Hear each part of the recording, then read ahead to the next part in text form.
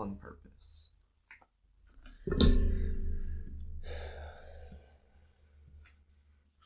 Let's talk about Jesus. Hi, do you have a moment to talk about our Lord Hi, and have you Savior? heard the good news? Hi, I'm Eli. Have you heard the good news?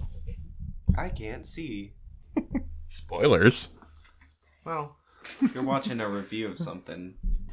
Spoilers for Book of Eli, everyone. A 10-year-old movie. Underseen movie, I think. I'd say that's fair. I haven't seen it until now. Wait. Well, what if I was just reviewing? Were you blind? Like, Oh my god. I've never watched this movie, but I'm gonna go along with what you say.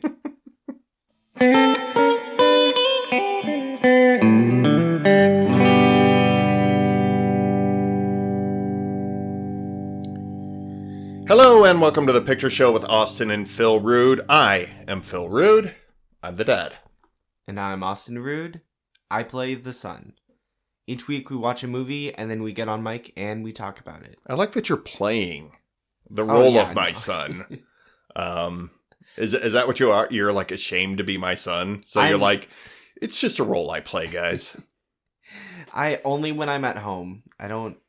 No, you guys don't know this, but Phil here actually hired me to play his son. Just on the show. Way to shatter the illusion, Austin. That's right. Really breaking the fourth wall. This My entire episode. family is actually paid actors. It's when you're rich enough, you can do that. That's right. Throwing this fat stacks of podcast money around. Elon Musk over here. You know it. Anyway, we're done with this bit. How you doing? What have you been up to? I am good. Not much has changed in a week. Same. Yeah. I finished the graphic novel I was reading, Chasing the Bird, about Charlie Parker in California. Right. How was that? Very good. Dave Chisholm is the author and illustrator of that. That's a good name, Chisholm. It is. And I just kind of stumbled across him on TikTok this week when I was cruising through there. Somehow your phone knows. Yeah, it's like it's listening to me. Mm. Weird. But yeah, I told him that I was enjoying his work very much. He seems a nice guy, and he's a hell of a trumpet player. He actually is actually got some real good chops as a jazz musician himself. That's So, awesome. It is pretty cool. He seems like a cool guy. I admire trumpet players. There's only 3 buttons, and they somehow make infinity notes. I don't know how it's done. It's magic. It's black magic. Mm-hmm. But yeah, that's most of what I've got. So watching Better Call Saul. I think this week I am going to dive into Korra so we can get a season 3 episode out. It's a good plan. Even if we don't hit 3 and 4 this season, I'd like to hit 3 at some point. Right. Might as well watch it. Yeah. Get ahead of it. Yeah. I have some time off of work coming, so I'm going to try and get it cinched up then. But that's all right. Yeah. I drew for the first time this month. Cool. I'm a very inconsistent artist. Oh, you got some things going on. Yeah. I don't know. I'm always busy, but not doing anything at any given point in time. Yeah, I get that. I had a really inconsistent year with art last year. I wrote some stuff, I drew some stuff, and I was either right on top of something I was working on or just letting it all go. So I had a really up and down year with that last year. Right. I get it. Okay. So you're the reason for this. It's genetic. Well, yeah. I'd say it's genetic, but as we've already established, you're not my real son. Right. I appreciate you method acting and trying to go that way, but I'm so good at acting, I forget I'm not your son. You already let the cat out of the bag. And speaking of cats, let's talk about what we watched this week. There's a cat in this movie. Yeah. There's a couple cats in this movie. That was quite the segue. You like that? Yeah. This anti-cat movie that we watched this week? This anti... Yeah, they really had a grudge against cats. They kind of did. I kind of think this movie was written by a dog person. Gary Whitta, we are onto you. But not a single dog. No, Huh. just hatred towards cats. All right, then. Weird. This week, we watched the 2010 post-apocalyptic action drama Book of Eli. This movie is about a lone man who fights his way across America while safeguarding a sacred book. It stars Denzel Washington, Mila Kunis, Gary Oldman, Jennifer Beals, Ray Stevenson, Michael Gambone, Tom Waits, and an uncredited Malcolm McDowell. It was written by Gary Whitta and directed by the Hughes brothers. It's quite the cast. It is quite a cast. It's, Denzel, of course, like powerhouse actor, Gary Oldman, one of the greats. And then they rounded out with like some younger actors like Mila Kunis, Jennifer Beals, who, I don't know if she went and did like more theater. She was bigger in the 80s. She did a movie called Flashdance that was really big. Mm-hmm. Then she worked with Denzel, I know, in Devil in a Blue Dress in like the late 90s. I think that movie came out. And then, she just kind of shows up every now and then, and she shows up in this. Like I said, Malcolm McDowell is in there right at the end. He didn't even get credited in this movie. He's the guy who writes the book out. The transcriber. The guy at Alcatraz, okay. Yep. Tom Waits in this movie inexplicably, but he just seems to fit into this world. I don't know who that is.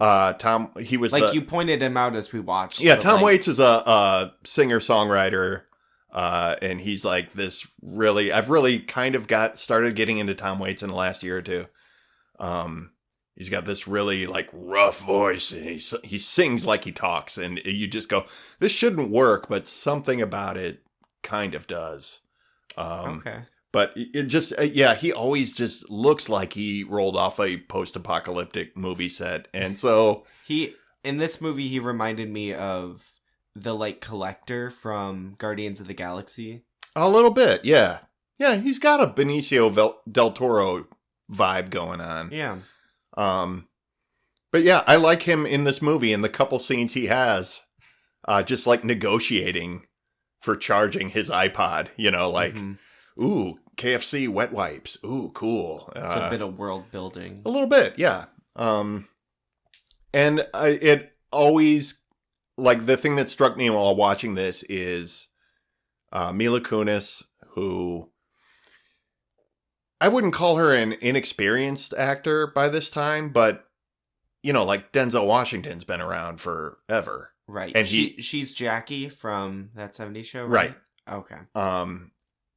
But, it always strikes me as like, when I watch something like this, and this maybe takes me out of the movie a little bit, is I just go, how intimidating must it be to be a young actor having to work with someone as experienced and as good as Denzel Washington? You know what I mean? But how awesome.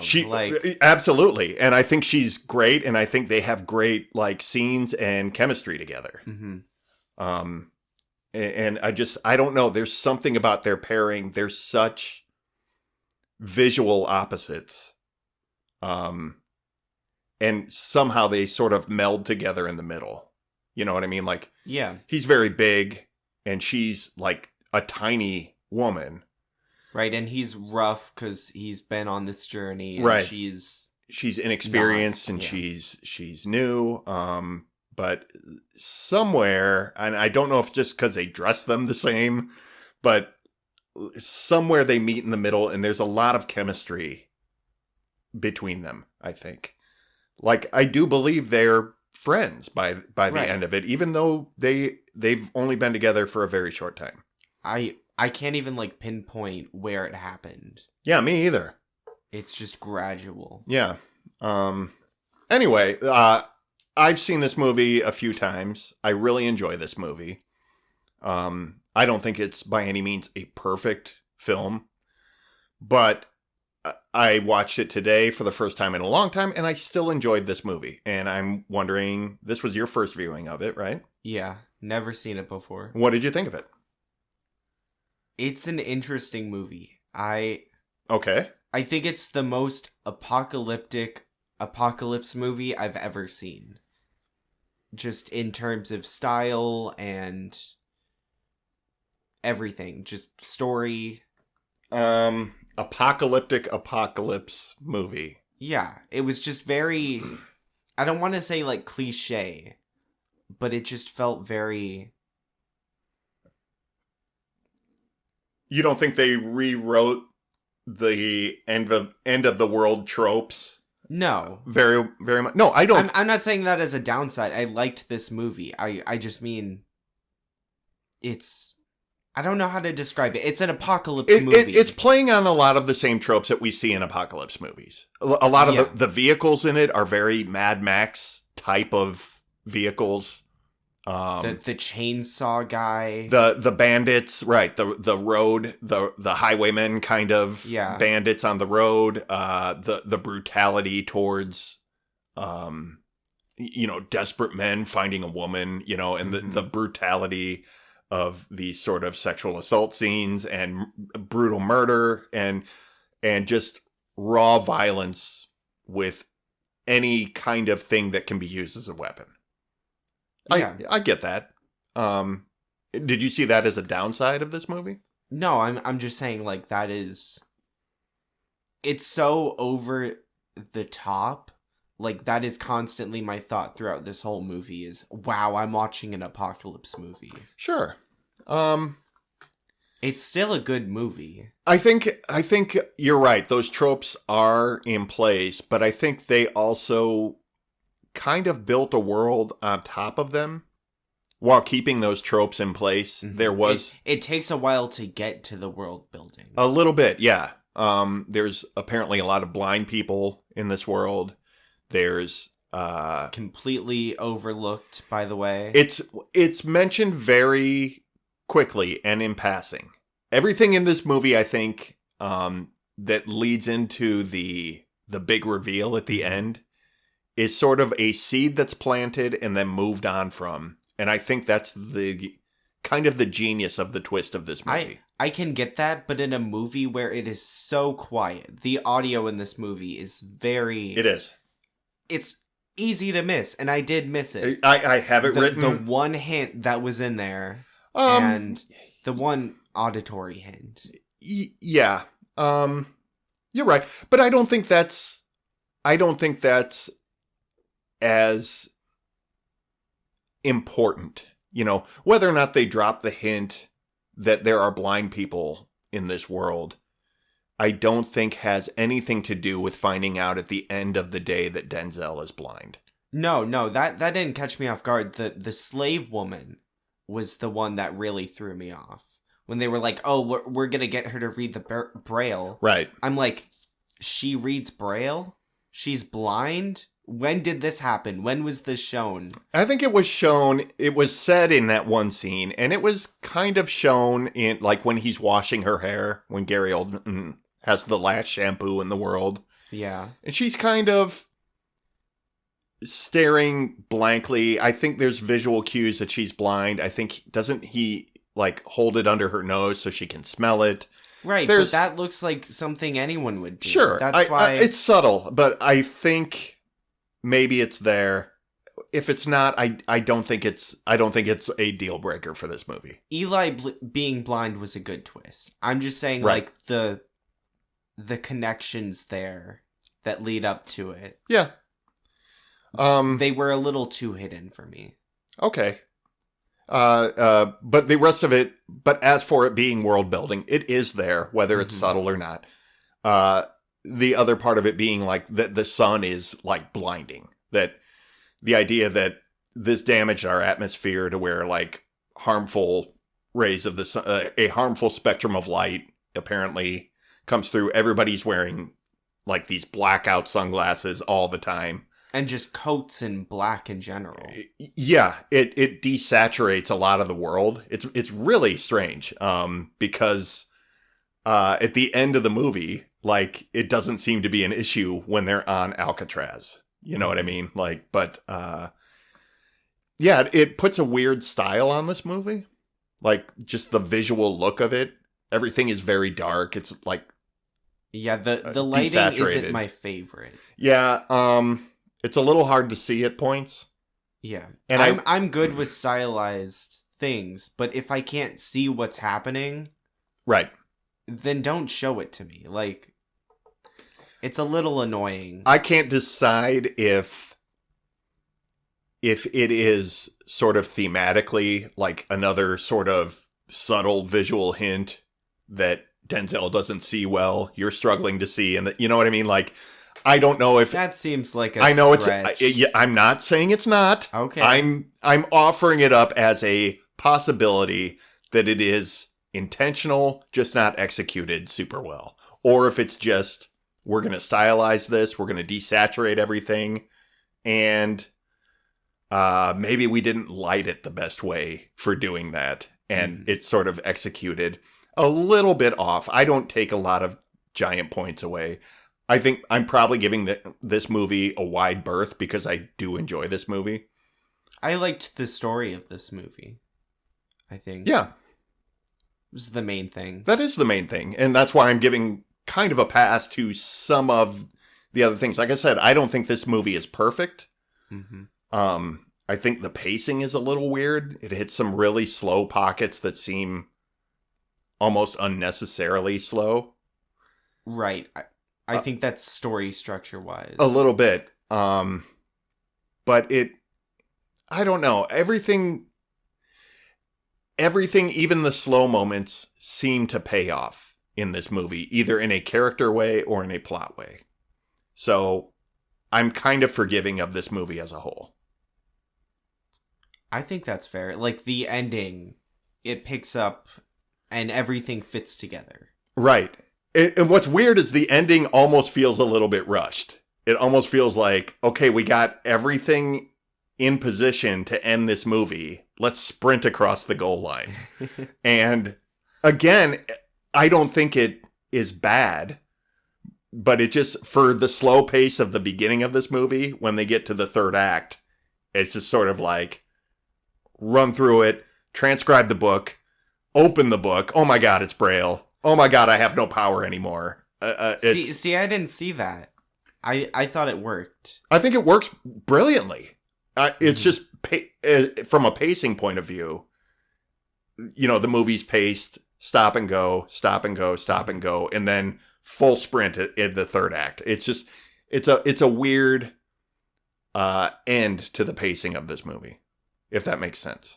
It does. I think the blame lies on the middle act of this movie. Like it doesn't speed up enough. Yeah, I think that is where the big drag of the movie is. Are you talking about when they head out on the road? Yeah, when she's following and then right. It's just kind of like, where is this going at this point? Yeah, there's everything happens for a reason, but it just takes a little while to get there once they leave town. Right. And when she comes to visit him in his room, his cell, essentially, before they leave, that seems very slow, but I think everything that happens in there is for a reason. I liked that scene. I was engaged. Oh, I like it too. I'm just saying... It didn't feel like pointless. Like, I knew this was, okay, we're introducing an important character. Like... Right. There's something here. I'm just saying it's such a quiet scene. Following him, like, massacring people with a machete. He lands in this little room, and it's just this very quiet scene. It seems almost out of place, but everything that happens in there is so important to the character of Eli. He's this righteous man who's not going to take advantage of this girl. Mm-hmm. And he shows her how to pray. And then she shows her mom how to pray, and that's what lets Carnegie know that he has the book. He has the Bible. Right. And it just is everything. That's where, for the split second you're watching this and it feels like a disjointed scene, one scene later is the puzzle piece that fits everything together. I think this movie is just brilliantly written in that way. And this is like, of the things I know of Gary Whitta, this is my favorite thing that he's done. He's written a book called Abomination, and he wrote Rogue One. Right off the top of my head, those are the things. Another Star Wars connection. Yeah, it is. Okay. And another, I'm going to throw this out there, another samurai connection. I feel like this is a wandering samurai movie. In a lot of ways, I think Eli is kind of a warrior monk kind of character. See, you might be right, but the violence in this movie was like the least entertaining part. It was the least important part. It was just almost annoying, I felt. So like the samurai part of him, like, I don't care about that. But I'm talking about samurai more. It's not just in the fighting part, because samurai movies are typically about more than the fighting part too. Just in the sort of code and the spirituality, this sort of, it's not a one-to-one comparison for samurai, but just sort of the idealized version of the samurai that we get in movies and books and things like that. Right. I feel like Eli is, whether this is intentional or not on Gary Whitta's part, or the Hughes brothers, if that was what they were trying to make him, I feel like there is a comparison to be made here. He's wandering from place to place. He is on some sort of spiritual enlightenment mission. He's strayed from the path. He's the stranger who comes into town, which in a lot of samurai movies, that's who the samurai is. It's very much like the American cowboy in Western movies. He comes into town. He's a stranger. Everyone's suspicious of him. Oh my God, he's brutally violent. Like, I think there is a comparison to be made. And just since, we've been talking about Star Wars and The Mandalorian and these sort of weird samurai connections, it's something maybe that is already planted in my head, and that's why I'm seeing it. But I think there's a possibility that it is there, whether it was intended or not. I do think it's there. No offense. Okay, then I'm correct, and no, we can move on. No offense to samurai movies, but I think this is way better than a samurai movie. Than a samurai movie that you have seen. That's fair. You didn't care for The Hidden Fortress. There are other samurai movies I think you would enjoy. All right. But yeah, I don't deny that, but I'm saying no. Yeah. It's in our conversation about The Hidden Fortress, and does this have appeal to a modern action movie? And I will acknowledge our conversation in that episode got sidetracked from, is there a modern audience for old movies? And I think there was an intention on your part to say for old action movies, that old action movies are boring, is kind of what your contention was, right? Right. Not old movies, old action movies. I was talking more general. Anyway, you're right. The action in this movie is completely stylized. It's completely different than in old world samurai movie. But I also don't like the action in this movie, so that's not even a pro on this movie's part. That's really interesting. What is it about the action in this movie that you did not enjoy? Because there are some scenes I think that do fall a little bit flat, but I think there are some very well shot action scenes. And very cool stylization on an action scene where we get the excitement of it without seeing everything. Yeah, I think I'm going to use, because this is what I thought of during the movie, your complaints for John Wick is that it's a video game. Right. And that's what this is. There's no stakes. There's no... Because he's not going to die. Like, Eli is never in danger of dying. From the moment Did you watch the entire movie, or did you cut out before the third act? He's not in danger of dying until he gets to complete his mission. Fair. I never felt stakes, and it was just like pew pew pew pew pew. Some of the gun battles, I give you that, especially the one at Dumbledore's house. Right. Where Dumbledore versus Sirius Black played out in this gritty Harry Potter reboot, where... No, that one is, I think, very much like watching a video game because of the way they track the camera into the house and then back out. And there's just random shooting. You're right. These are my John Wick complaints. Right, but even like the standoff in the town. In the bar? Or when he's... No, the shootout. Outside of the shootout, yeah. I would say the town, the bar one, is the most entertaining. But even that's barely so. And then, wow. I'm just saying, I liked everything in this movie except for the action. That's fair. It was my time to tune out and just kind of ignore it. It's a little bit of white noise for you. Yeah. Okay. And the under the bridge in the beginning of the movie. I like that one a lot, actually. Well, it lasted 5 seconds. I think that helps. I think that it goes into the shadow. We see silhouette. Mm-hmm. So already more interesting, right? Right. And then you see it play out. You see the gore without seeing the gore. You see the silhouette of the blood flying and things like that. And it's quick, and it lets you know. It establishes Eli as a competent warrior. Yes. And that scene, I think, is short, it's quick, and it 100% does its job at letting you know this guy's not fucking around. You don't know what his mission is. You don't know he's on a mission from God yet. Mm-hmm. But it lets you know this guy's the real deal, and he will mess you up. I think maybe in that scene, I was gearing up for, oh my gosh, this is going to be a massive struggle for Eli. And then it wasn't. It was like over in 5 seconds. Yeah. Like I geared up. There's so much like anticipation, and then it's an anticlimax.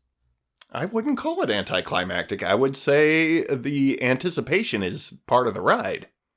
And then when he does it, it's... I know what you're saying. You expected a big, drawn-out fight. Right. And... that wouldn't be good for this movie. It's just the way they set it up doesn't match what happened. I will say that there is the other way to do it is to just have it jump off out of nowhere and be a fight without any setup. And there are scenes in this movie that do that. And I would agree with you that those are not anticlimactic, just a little flat. I think you need that buildup. For me, the buildup in the bar, the buildup under the bridge, I think that's what those payoffs for those fights were. On the street, a little less so. The shootout on the street. Mm-hmm. I think that was a well shot shootout, but you're right. It doesn't have the tension built into it. Right. Or the stakes, I think. Especially after he's shot at like 3 times. And they missed all of them. And missed. And you're just sort of like... But again, as far as establishing things about Eli, it really is sort of like, oh, he really does sort of have a divine protection on him. Right, yeah. I get it. Which I have thoughts about that as well. I do too. See, that's the thing is, it's the least entertaining thing to talk about too, is these fights. You're right. It is, I think it's there to make this movie cool. To make this cool, to show this is a dangerous world for Eli to walk through. And then you figure out at the end, he's done it blind. Mm-hmm. But you're right, it's not even close to the most interesting part of this movie. The interesting part of this movie is Eli as a character and what he's trying to do. Right. You don't think so? No, I do. I mean, we're gonna have to take a break soon, and Okay. To get into it would be Sure. too much. Let's take a break. Good call. Okay. And we'll come back with that. All right. All right. And we are back. Welcome back. Back out on the road. Yep. After a quick prayer. I dug up Gary Whitta as a writer. He has written on Star Wars Rebels. He's written a few episodes of that. Rogue One. He's written a bunch of Walking Dead video games. I didn't realize Sounds about right. I didn't realize he had written he has like a lot of video game work on here. Really? Yeah. Prey as a video game. After Earth, the movie, he wrote that screenplay. And Back to the Future 2, the video game.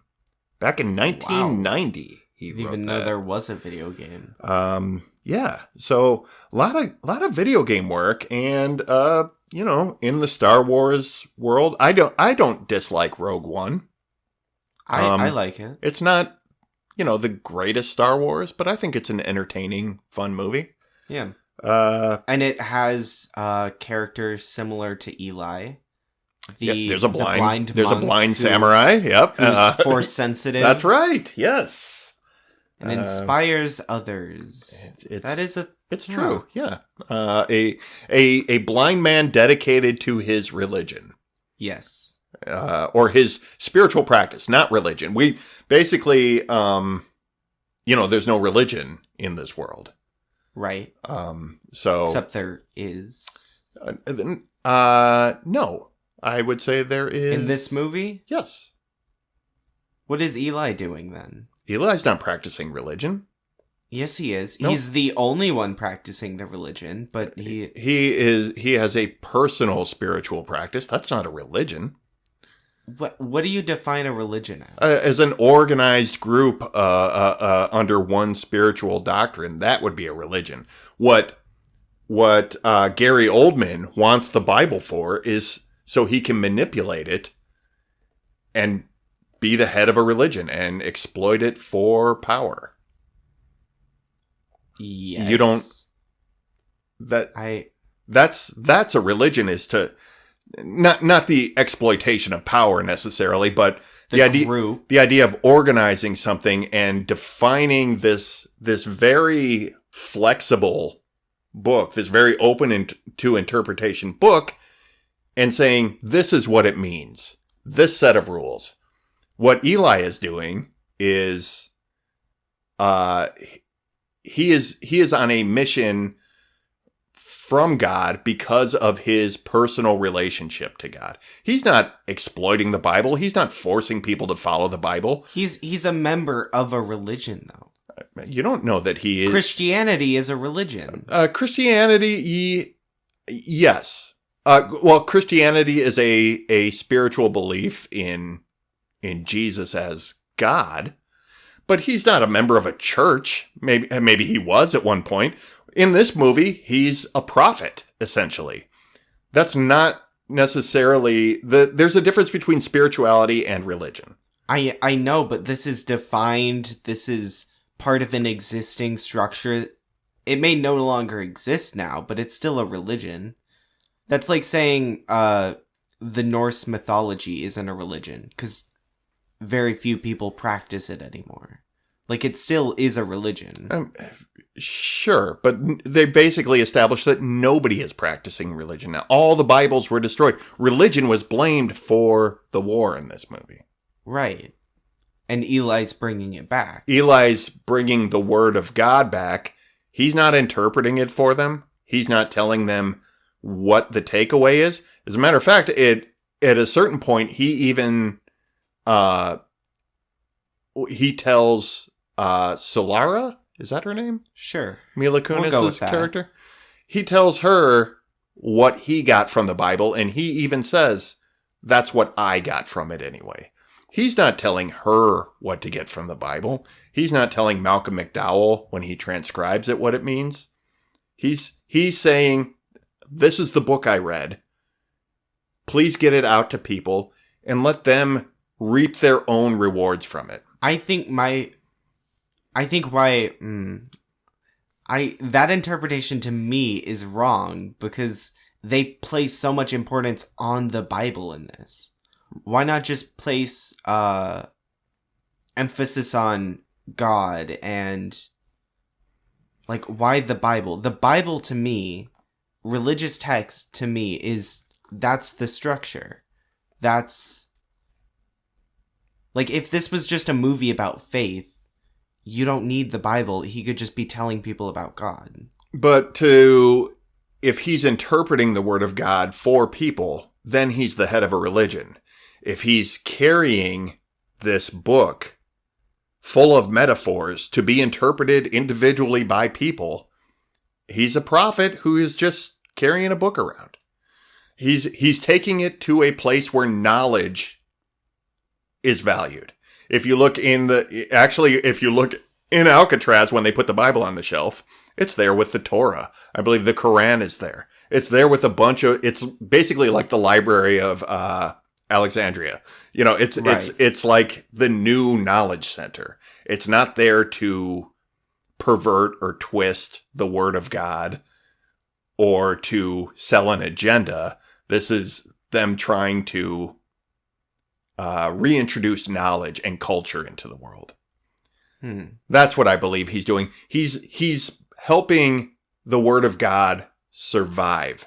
He's not telling people what their takeaway should be. And I think that's the difference between being a prophet and being a spiritual person with a personal spiritual connection that dictates the way you live, and the idea of what Gary Oldman's character was doing, which is trying to use that to manipulate the way other people live.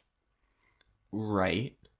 I don't know. Like, that's the difference between the religion and spirituality to me. And I think this movie clearly puts one person on one side of it and one person on the other side.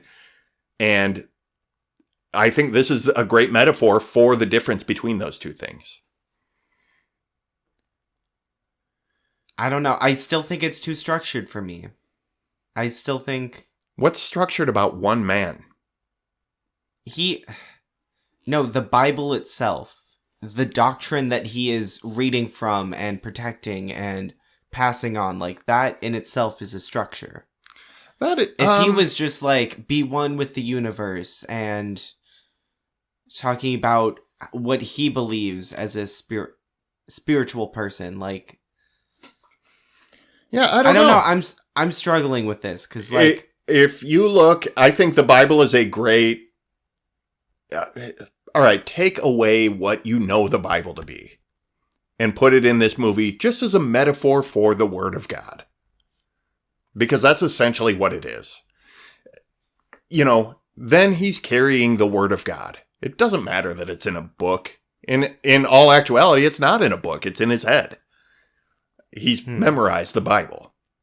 Right. And he is carrying it to people by taking it to Alcatraz and transcribing it. Now it's out of his head. It's out into the world of the people. Either way, if you look at the Bible in the world today and look at all the different ways it's interpreted, there are hate groups who use the Bible and pull certain passages out and say, look, this denounces dark-skinned people. Therefore, you know, there's this white supremacy bent that we can put in religion. And there are churches that practice that and spread that word. Well, that's what Gary Oldman's trying to do. That is what Gary Oldman's trying to do. That's the point, is it's not the Bible, it's the interpretation of the Bible. That's where the structure comes in, is you take out of this book, you build your structure around that, and that's the religion. It's not from the book. It's from your twisting of it. Okay. See, my personal beliefs are bleeding into this because I am not religious. I'm not religious either. And I feel like you should take your own thoughts. You shouldn't take them from a book. You can read all kinds of different things and get great things out of all of them without subscribing to a religion that has adopted any one of them.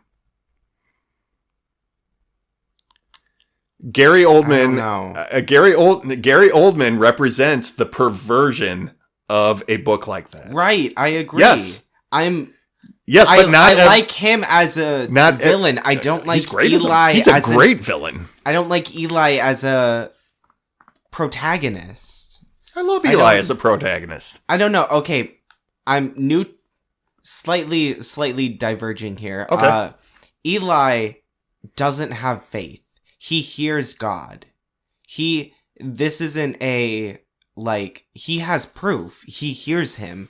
It's not a feeling. It's not a deep down gut. It's not believing that this book is, he's talked to God. God is his homie. And so I feel like that's wrong.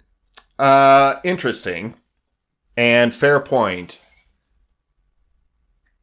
There's also the idea that he does not have to follow a voice he hears in his head. That he is taking it on faith, that he's not going crazy, that he is actually on a mission from God. That's where I think the bullets missing him, him standing up to Ray Stevenson, pointing the gun at him, and he just slowly points the gun. You remember? Yeah. Right before he leaves town? Because he's, moved by God. Those things almost take away from this idea. I think this is a more interesting movie if the idea of, is he guided by God, is more ambiguous. Right, like that bugs me. That's the part of this movie that bugs me too. Even if you believe in God, he doesn't just do things. He gives you the tools to do it yourself. He wouldn't make a bullet miss you. He would give you the strength to jump out of the way. So you have a theological problem with it. I have a story structure problem with it. Yeah. Okay. The more you know. We didn't even talk about lighting and how horrible it was. The lighting is... This is why I think some of this stuff was intentional. Is because at the end of the movie, when they get to Alcatraz, it does... Color kind of comes back to the world. Light comes back to the world. You know what I mean? You mean intentional with the message of the movie? I think the filmmakers lit certain parts very low intentionally. And, right. And, to sort of go with the idea of looking forward and being hopeful. And then she heads back out into the world. She leaves Alcatraz, which is like the safe haven. And it desaturates again. And she puts her sunglasses back on, and... Yeah. I agree with that. I just feel like it's a little too extreme. I get it. In the same way that... Give me a little color, please. In the same way that, like the action scenes were a little lackluster, like you said, and some of the pacing felt a little inconsistent. It's just a weird, technical problem with the movie. I think my personal theory as I watched the movie was they might be trying to hide... some of the sets didn't look all that. You think so? You think they had low budget to where? I mean that bridge scene, the sky felt very CGI. It was just. Oh yeah, no, I think that was super intentional. There's a lot of weird effects, were used, and a lot of this stuff almost felt like there was a weird period, I think we've talked about it before, where they were trying to make everything look like a comic book. There were these movies that were sort of... V for Vendetta. Vendetta, Sin City. And there were shots in this movie that seemed very... seemed like they were not necessarily intended to be in a comic book or a graphic novel, but they very much could have been. No, I think it was a little intentional. You think that's what they were going for was... I think partly.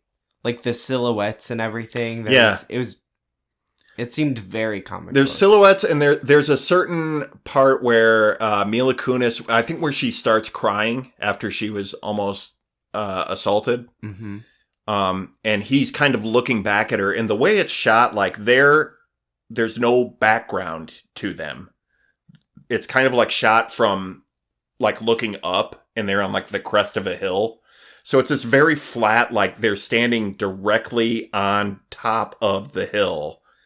I can't quite describe it, but it's framed very much. It looks like it's straight out of a graphic novel. Right. It's very cool looking. I mean, comics have an interesting way of framing things in general. Yeah. Yeah, it's very much like a comic book language that gets used. And then, like, in some of the fight scenes, I think there definitely was, maybe not a lack in sets, but, like, a lack of, like, choreographing the fights. I think that's where a lot of... They got lazy. They were like, just put it in black. The silhouetting and in the bar scene, there's just, like, a ton of movement, and the camera is also moving in a circle. Mm-hmm. And it just is... where I think a lot of movies would like quick cut to cover that up. This just sort of like almost swings the camera around so you don't see exactly what's happening. They did that during the like house scene too. Yes. And that's why that scene falls kind of flat. Is just sort of like you're more dizzied by the camera moving around than actually seeing anything happen. Right. Hold on to your seats, people. Right. It's really kind of a weird, it's an effective trick for kind of shortcutting around that, but it's a little disorienting and I think didn't help some of those scenes very much. Right. What else we got? I don't know. I think that's about it. I think we've hit and argued a lot of these things. Argued more than I think so. More than not. My last note was that this is almost like structurally like The Road, the Cormac McCarthy novel, and they made a movie, a Viggo Mortensen movie, which is also post-apocalyptic. The look is, I think, very similar in the two movies.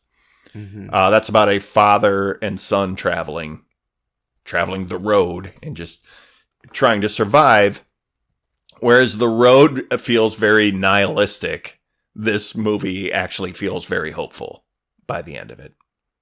Interesting. I thought when you put The Road in the show notes, like just a metaphorical, like The Road. Oh, yeah. I didn't realize it was a thing. Well, The Road is kind of a metaphor in the book, but it is, The Road is one of those things where I really enjoyed the book. I did not enjoy the movie. Watching it play out for real is like a real downer. Whereas reading the book, I think McCarthy has a good writing style that at least makes it a little more palatable.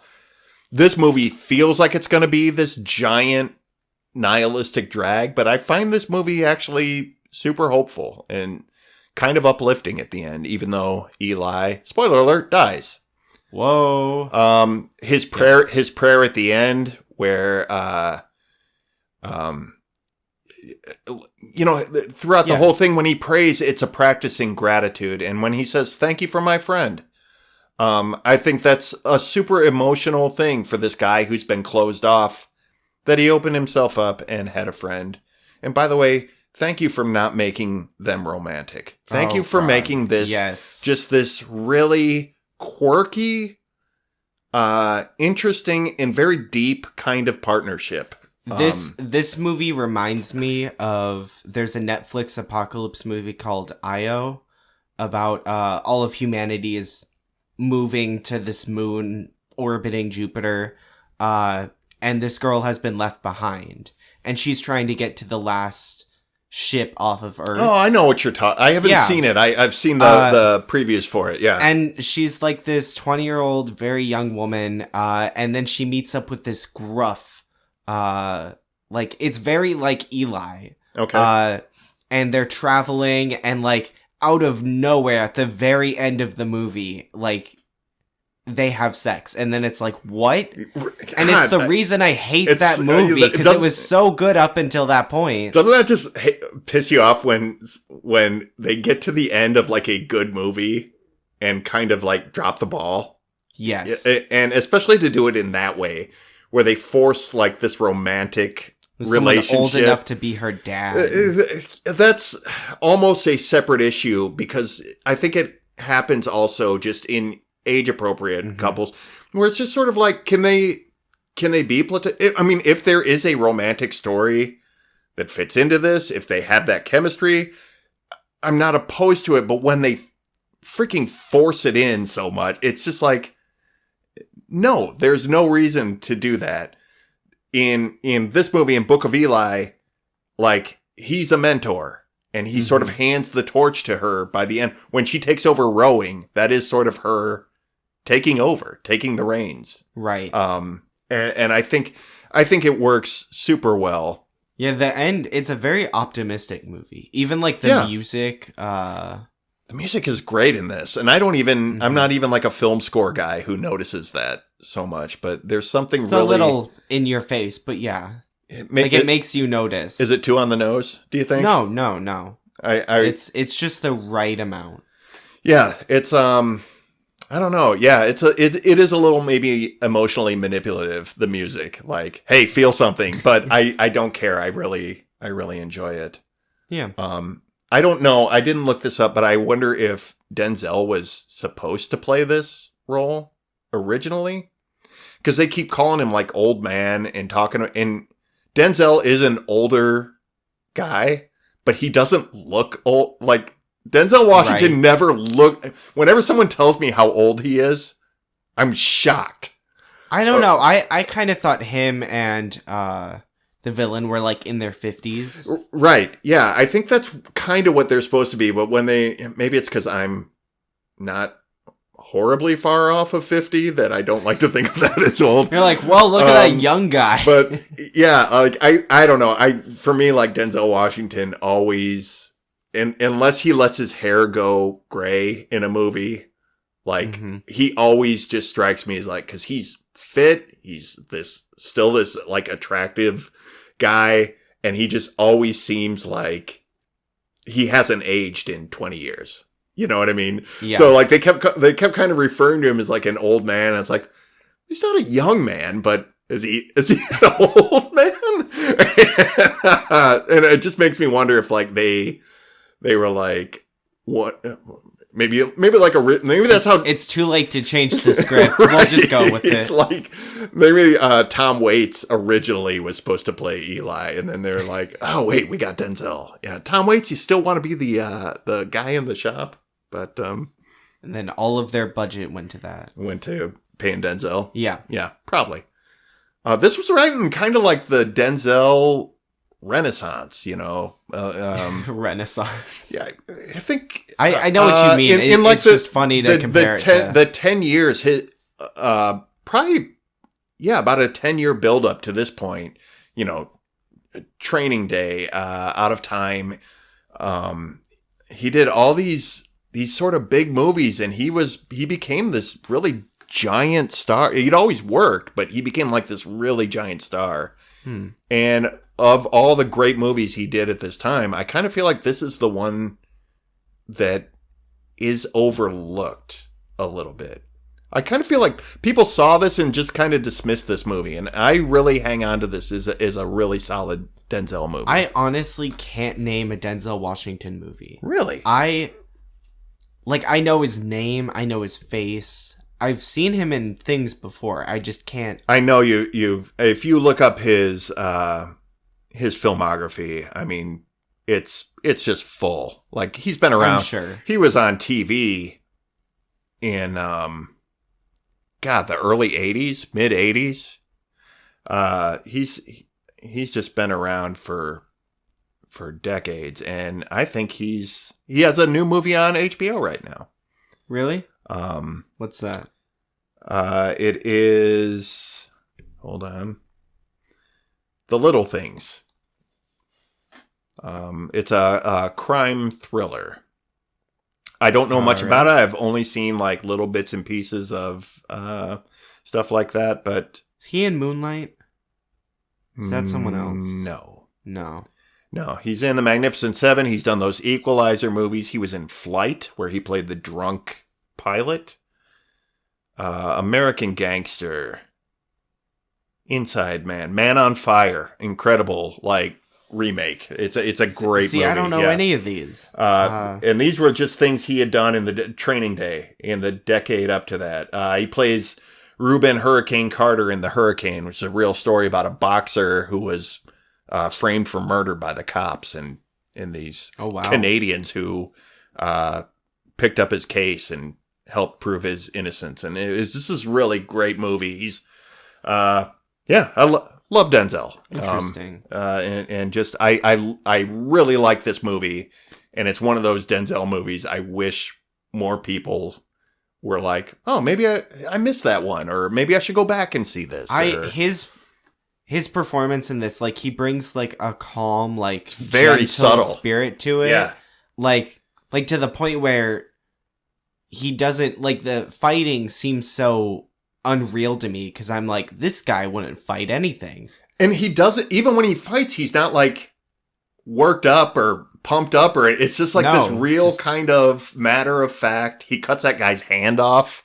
Yeah. And he's just like, I told you, and that's it. Like, so yeah, he's, I think he was perfect, for this role.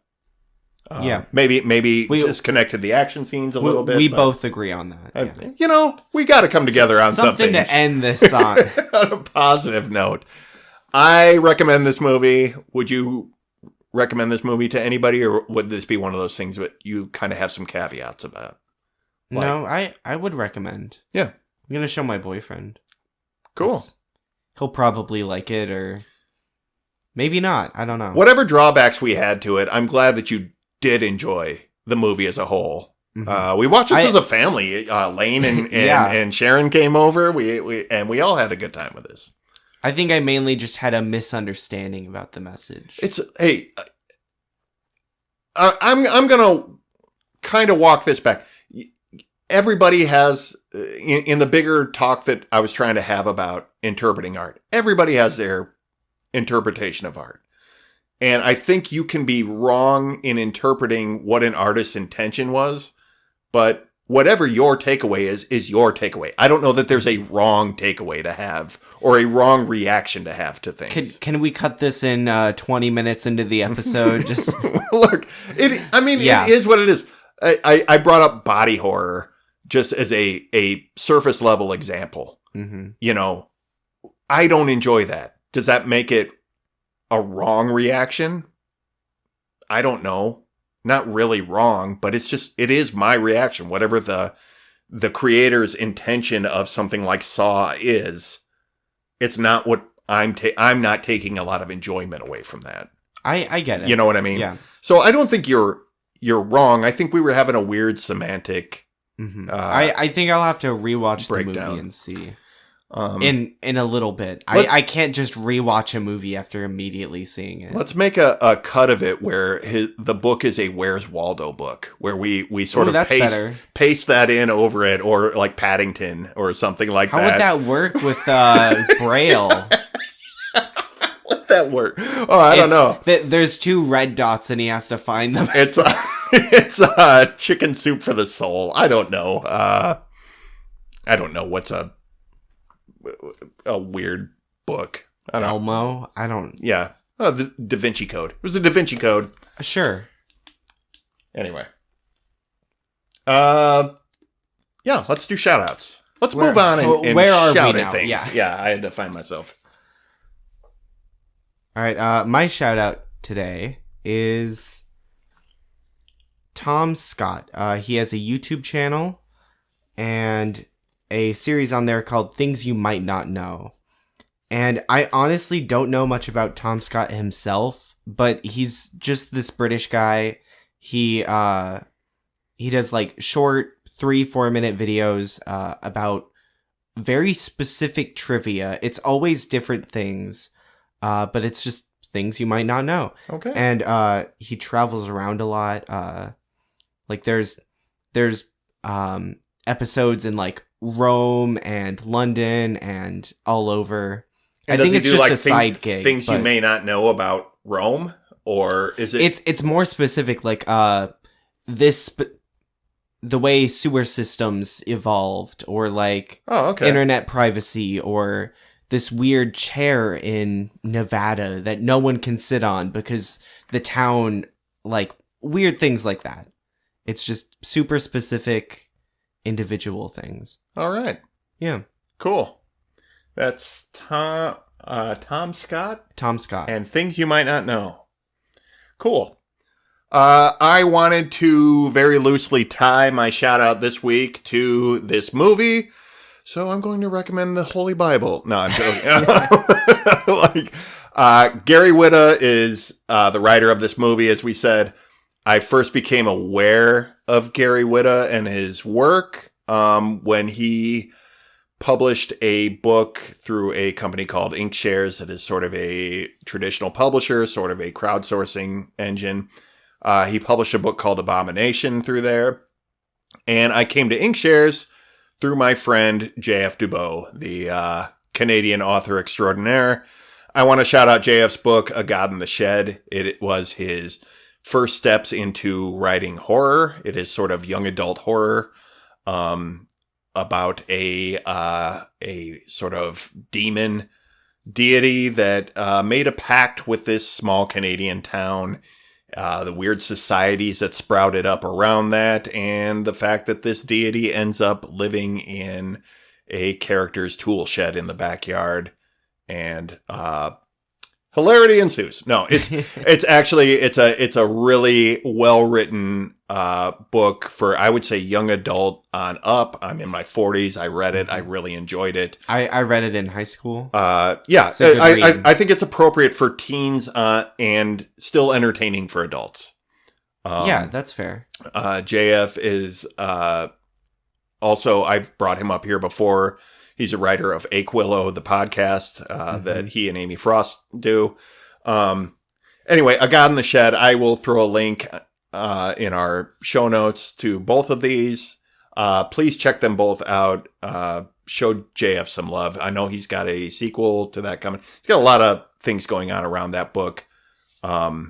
Really a solid piece of work that I can't praise enough. Yeah.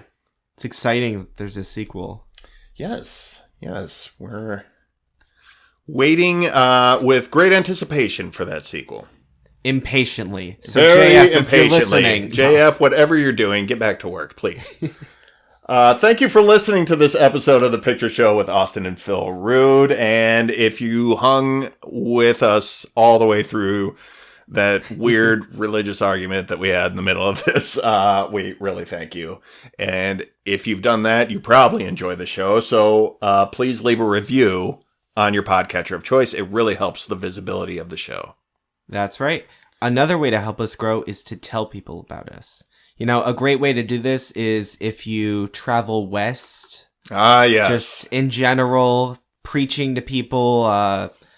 Just handing them our show for them to interpret. Yeah, go and grab people's phones and download our show onto them, please. They'll appreciate it. They really will. Austin, you've got the wheel next week. What are we watching? I do. Should I leave you in suspense? Ooh. No. It's 8th grade, Bo Burnham's. Awesome! I love 8th grade. Movie. Yeah. Cool. All right. We're pretty much just going to be raving about it because we've both seen it. We both love it. That's initial stuff. There's so much to pick apart in that movie. Right. And yes, please find that movie and watch it and support it.